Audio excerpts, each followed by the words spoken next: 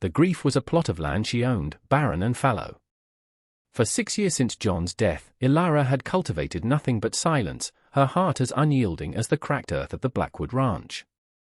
The doctor's words from a decade before had been the first frost, declaring her womb a desolate place. John's passing was the final, killing drought.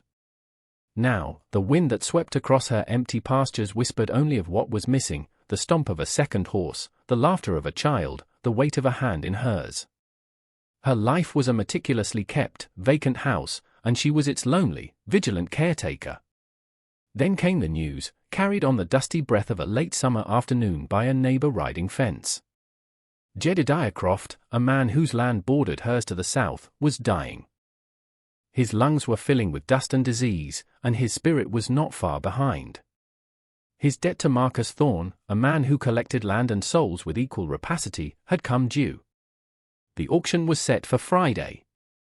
They weren't just selling his parched acres and his skeletal cattle, they were selling his indenture. They were selling the man himself, and with him, his 2 starving children, twins no older than 7, with eyes as big and haunted as the prairie owls. Ilara felt a tremor in the fallow ground of her soul. It was an obscene spectacle, a man's ruin laid bare for the picking. She pictured Thorne, his smile a tight, satisfied seam in his fleshy face, ready to scoop up the remnants of a family for the price of a few silver dollars. On Friday, she hitched her wagon and rode into town. The air was thick with judgment and a grim, vulture-like anticipation. Silas Croft stood on the auction block, his shoulders slumped not just with illness but with a shame so profound it seemed to have physical weight. His children, a boy and a girl, clung to his legs, their faces buried in the worn fabric of his trousers. They were ghosts already, thin and silent. Thorne started the bidding, his voice slick with false sympathy. A good man, fallen on hard times.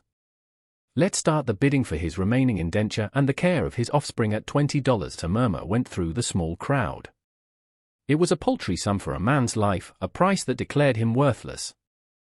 Ilara watched Thorne's eyes, cold and possessive, already claiming the children for whatever cruel purpose he had in mind, orphanage, or worse, servitude.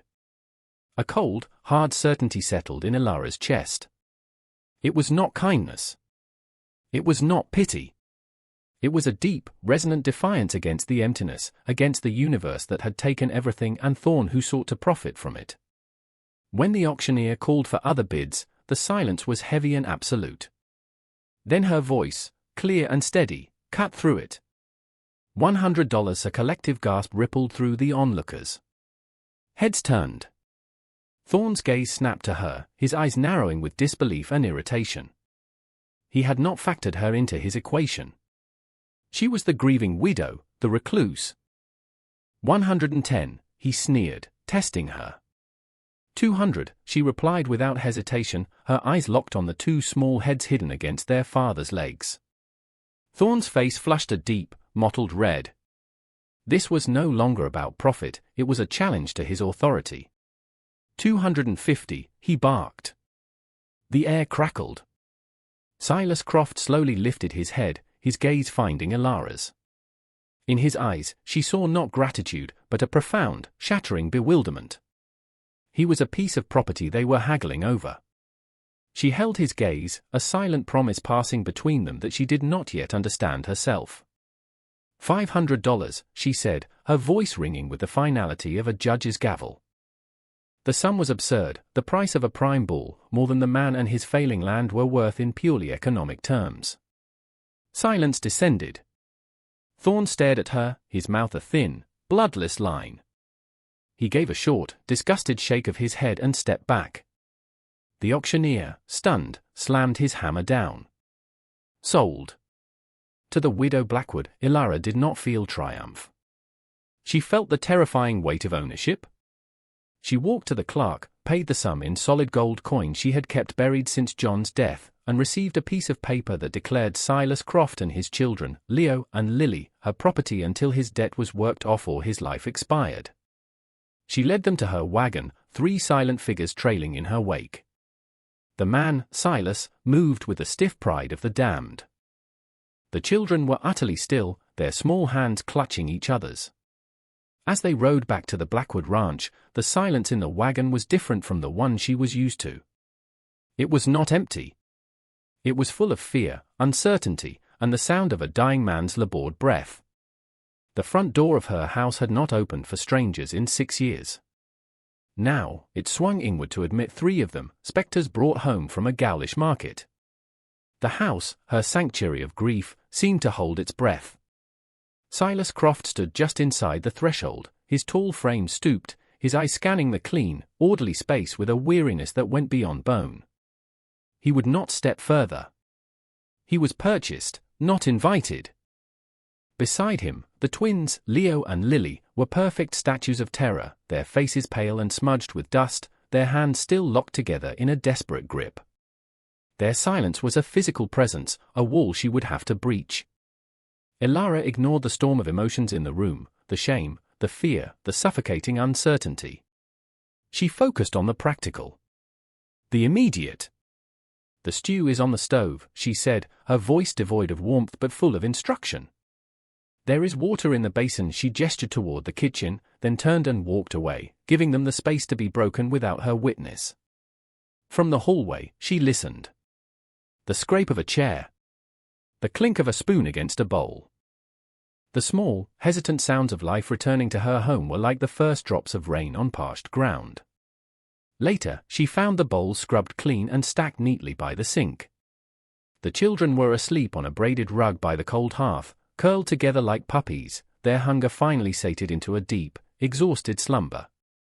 Silas was standing by the window, staring out at the moon-drenched land that was now his prison. His cough echoed in the quiet room, a deep, rattling sound like stones in a dry well. She approached him not as a savior, but as a proprietor. "You are ill," she stated, not asked. He flinched but didn't turn. "It's just a cough. It is more than a cough," she countered, her tone leaving no room for argument. "You will sleep in the spare room. The children can stay by the fire." He finally turned, and in the dim moonlight, she saw the full measure of his despair. It was not the look of a servant, but of a king who had lost his kingdom. "Why?" he asked, his voice a raw whisper. "Why did you do this?" Ilara had no answer for him, none that she could voice. "Because your children's eyes reminded me of a hollow I carry inside me. Because his cruelty was a mirror to my own lonely bitterness. Because I could not bear the silence for one more day." Instead, she gave him the only truth that felt solid. Thorne would not have been kind. She left a jar of her own herbal salve by his bedside, a potent mixture for the lungs that she used to make for John. It was an act of maintenance, not of tenderness. Or so she told herself. The days that followed fell into a rigid routine. Ilara would rise before dawn, tending to her chores. Silas, despite his rattling breath, would rise with her, his pride refusing to let him be idle. He mended a broken fence, his hands clumsy but determined. He sharpened tools that had grown dull with disuse. He never spoke unless spoken to. The children remained his silent shadows. But slowly, imperceptibly, a thawing began. It started not with words, but with actions. One morning, Ilara found a small, perfectly formed bird's nest on her porch railing, a fragile gift left by Leo. Another afternoon, while she was kneading bread, she felt a small tug on her apron. It was Lily, her eyes wide, holding out a single, vibrant prairie wildflower. Ilara stopped, her hands white with flour. She looked at the flower, then at the child. She took it, her fingers brushing the girl's small, cool hand. For a fleeting second, Lily's lips curved into a ghost of a smile before she scurried away. That night, Ilara did not put the flower in water. She pressed it between the pages of her Bible, a splash of impossible color in a book of black and white. She was fighting it, this creeping warmth in the cold corners of her heart. She had bought them. It was a contract. But as she watched Silas teach his son how to whittle a piece of wood, his hacking cough momentarily forgotten in a moment of fatherly grace, she felt the barren ground of her soul shift, as if preparing for a long-overdue spring. A month passed, then 2. The brutal summer heat gave way to the crisp, golden light of autumn. The change in season was mirrored on the ranch and in its new inhabitants. With steady food and the herbal remedies Ilara provided, the hollows in the children's cheeks began to fill. Their silence fractured, first with whispers to each other, then with single-word answers to Ilara's questions. One afternoon, a sound startled her as she came around the corner of the barn, a genuine, unbridled peal of laughter. Leah was chasing a chicken, his legs pumping with newfound energy, and Lily was clapping, her face bright with joy. The sound hit Ilara with the force of a physical blow, beautiful and painful all at once. It was the sound her home was built for, and the sound she had been sure she would never hear within its walls. Silas, too, was changing. The food and rest had put a measure of strength back into his limbs. He worked beside her now, not as an indentured servant, but as a partner. They moved with a silent, synchronized rhythm, repairing the barn roof, clearing a new pasture, their hands often brushing in the shared labor. The cough remained, a grim reminder of the debt his body still owed, but it was less frequent. He started to meet her gaze, his eyes holding not just gratitude, but a quiet, questioning intensity. The hearth, once a cold monument of stone, was now the center of their evenings. After the children were asleep, Silas and Ilara would sit in the flickering firelight, the silence between them no longer fraught with tension, but comfortable, layered with unspoken understanding. The foundling family was becoming real. And then, the shadow fell. A lone rider on the horizon, a dark speck against the setting sun.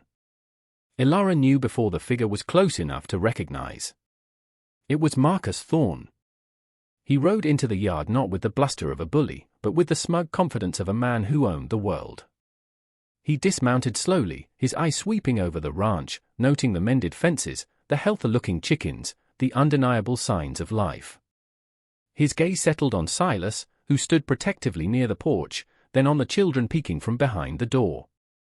"Blackwood," Thorne said, his voice a low drawl that dripped with condescension. He ignored Silas completely. "I see you're putting my property to good use." Ilara stepped forward, placing herself between Thorne and her house. "He is not your property, a technicality," Thorne waved a dismissive hand. "You bought the man's labor, but the debt on his land remains. A debt I now own. This pathetic little patch of dirt will be mine soon enough." He smiled, a cruel, predatory expression. "And when he finally coughs his last breath, what happens to the orphans then? The county has places for children like that. Cold places." The threat was clear, hanging in the air like poison. He was waiting for Silas to die. He was waiting to dismantle everything she had just begun to build. A fierce, cold rage, utterly different from her grief, solidified in Ilara's core. This was no longer about filling an emptiness in her life. This was about protecting it. She looked at Thorne, her face a mask of calm fury. Her voice was low, but it carried the weight of iron. "This is my ranch. That is my house. And those are my children. They are not for sale." Thorne's smile faltered. He had expected the grieving, reclusive widow, not this granite-willed woman standing before him. He saw something in her eyes he did not understand and did not like. He grunted, remounted his horse, and gave one last, lingering look at the house, at the children, at Silas. "We will see," he said, and galloped away, leaving a cloud of dust and dread behind him. That night, the comfortable silence was gone, replaced by a tense vigilance. After the children were asleep, Ilara took John's old rifle from its place above the mantel, checked its action, and placed it on the table beside her. She sat in the dark, watching the moonlit horizon, a sentinel guarding a fragile, burgeoning hope. And in that moment, watching the steady rise and fall of Silas's chest as he slept in the chair opposite her, she finally admitted the truth to herself. She had not just bought a family. She had fallen in love with a dying man. The wake of Thorne's visit was a quiet, shared dread that bound Ilara and Silas even closer. The unspoken thing between them had been given a name and a face. It was the face of greed, and it threatened to devour the fragile world they had constructed. They worked with a new urgency, their movements economical, their conversation sparse but significant. Every repaired harness, every cleared acre was an act of defiance. One evening, as a chill wind stripped the last leaves from the cottonwood trees, they sat by the fire, the sleeping children a bundled mound of peace nearby. The silence stretched until it became a vessel, waiting to be filled. It was Silas who filled it. "My Mary," he began, his voice raspy, his eyes fixed on the flames. "She was like you. Strong. Knew the land. She died birthing them." He paused, the cough shaking his frame. "I failed her. I failed this land. I was so afraid for them. So ashamed that all I could give them was my own ruin." The confession hung in the air, raw and painful. Elara felt the walls around her own carefully guarded heart begin to crumble. She looked at this man, who carried the weight of his own perceived failures like a shroud, and saw not weakness, but a profound and devastating love for his children. "I had a husband," she heard herself say, the words feeling strange on her tongue. "His name was John. He was a good man. We wanted children more than anything." She stared into the fire, seeing ghosts in the embers. The silence in this house after he was gone. It was a living thing. A predator. I thought it had eaten me whole for the first time. They were not a proprietor and her property, not a savior and her ward. They were two people, hollowed out by grief, finding solace in the shared geography of their pain. Silas reached across the space between them, his calloused, hesitant hand covering hers. His touch was warm, real. A promise. Outside, the wind began to howl. The sky, which had been clear moments before, was now a roiling mass of black clouds. A storm was coming, a physical manifestation of the tempest that had been brewing. It hit the ranch with biblical fury. Rain lashed against the windows like handfuls of gravel, and the wind screamed like a banshee.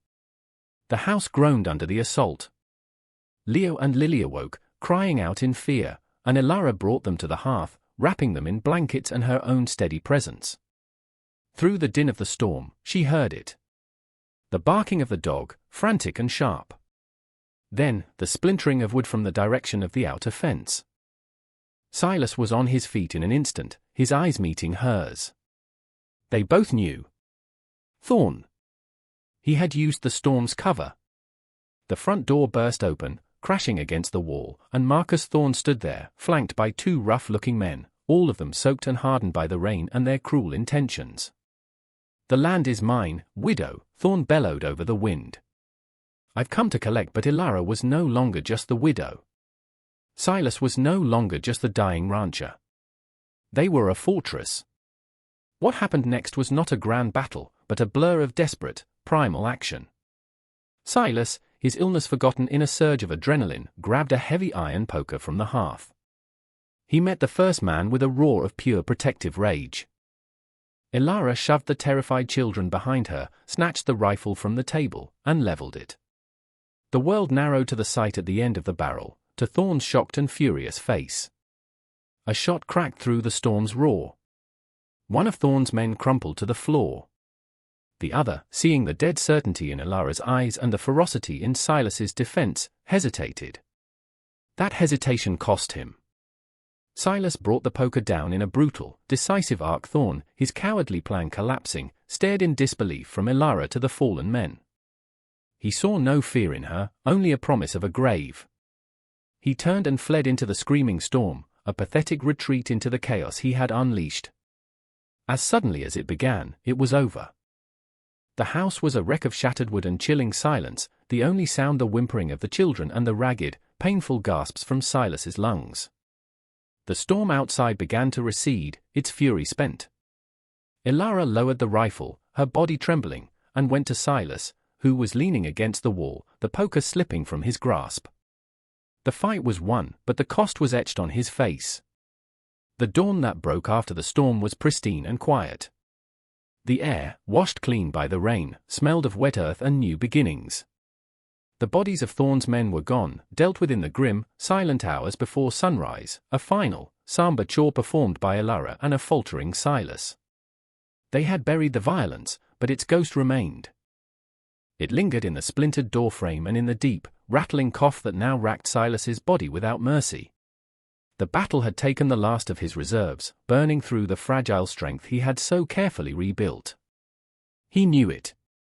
Elara knew it. The victory had been a Pyrrhic one. There would be no more fighting external enemies. The final battle was to be fought within the walls of the home they had defended, against an enemy that could not be shot or struck down. It was a battle against time. Their days took on a new, poignant rhythm. They were no longer trying to build a future, they were trying to build a legacy. Every moment became precious, imbued with a quiet, desperate love.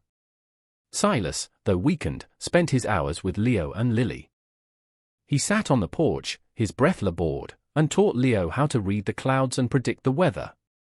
He showed Lily how to braid tough strands of leather into a strong rope, his large, clumsy hands guiding her small, nimble ones.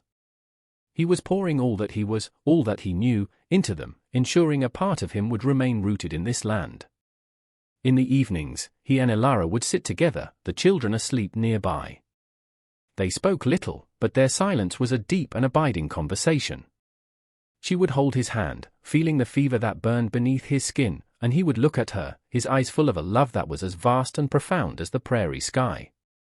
They had found a lifetime of love in a handful of seasons, a love made more intense by its fleeting nature. There was no cure. There was only acceptance, a graceful and heartbreaking surrender. One afternoon, under a sky the color of a robin's egg, he called her to his bedside. The children were outside, their laughter a testament to the life he had secured for them.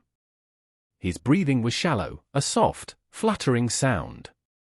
He took her hand, his grip surprisingly strong. "Elara," he whispered, his voice a thread of sound. She leaned close, her heart aching with a grief that was sharper and more painful than any she had ever known. "Promise me," he said, his gaze unwavering. "Promise you'll raise them." "As your own they are my own," she whispered, a tear finally tracing a path through the dust on her cheek. They always were. A faint smile touched his lips, a look of profound peace settling over his features. "My Mary would have loved you," he said. He closed his eyes, his last breath a gentle sigh of release.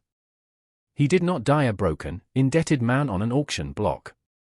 He died a king in his own home, in the arms of the woman he loved, his kingdom safe, his lineage secure. His death was not a tragedy. It was a final, perfect act of love. Years passed. The camera that was memory panned slowly across a thriving ranch. The fences were strong, the barn was painted a deep, rich red, and the fields were green and heavy with grain. On the porch sat Elara, her hair now streaked with silver, her face etched with the lines of time and weather, but her eyes held a deep, unshakable peace.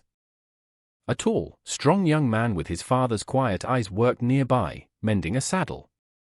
A graceful young woman with her mother's smile tended to a garden overflowing with vibrant flowers.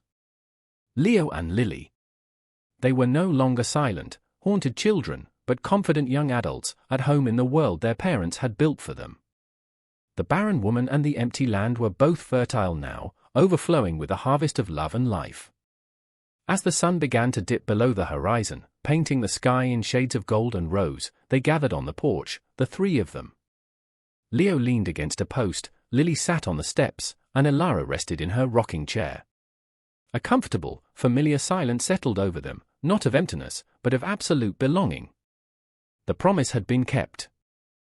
The grief had become a garden. They were a family, silhouetted against the setting sun, a testament to the fact that love, once planted, could reclaim even the most desolate of lands.